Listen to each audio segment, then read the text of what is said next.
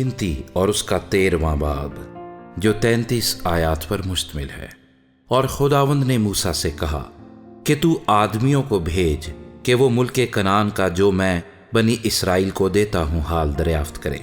ان کے باپ دادا کے ہر قبیلے سے ایک آدمی بھیجنا جو ان کے ہاں کا رئیس ہو۔ چنانچہ موسیٰ نے خداوند کے ارشاد کے موافق دشت فاران سے ایسے آدمی روانہ کیے جو بنی اسرائیل کے سردار تھے۔ ان کے یہ نام تھے: روبن کے قبیلے سے زکور کا بیٹا سمو، اور شمعون کے قبیلے سے ہوری کا بیٹا صافت، اور یہودا کے قبیلے سے یفنا کا بیٹا کالب،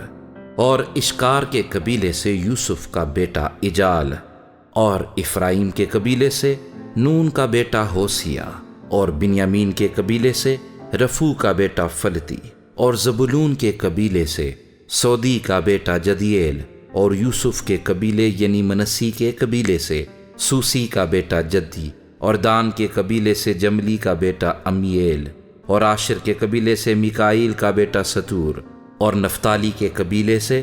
دفسی کا بیٹا ننجی، اور جد کے قبیلے سے ماکی کا بیٹا جیویل۔ یہی ان لوگوں کے نام ہیں جن کو موسیٰ نے ملک کا حال دریافت کرنے کو بھیجا تھا۔ اور نون کے بیٹے ہوسیا کا نام موسیٰ نے یشوع رکھا، اور موسیٰ نے ان کو روانہ کیا تاکہ ملک کنعان کا حال دریافت کریں، اور ان سے کہا کہ تم ادھر جنوب کی طرف سے جا کر پہاڑوں میں چلے جانا اور دیکھنا کہ وہ ملک کیسا ہے، اور جو لوگ وہاں بسے ہوئے ہیں وہ کیسے ہیں، زوراور ہیں یا کمزور، اور تھوڑے سے ہیں یا بہت، اور جس ملک میں وہ آباد ہیں وہ کیسا ہے، اچھا ہے یا برا، اور جن شہروں میں وہ رہتے ہیں وہ کیسے ہیں، آیا وہ خیموں میں رہتے ہیں یا کلوں میں، اور وہاں کی زمین کیسی ہے، زرخیز ہے یا بنجر،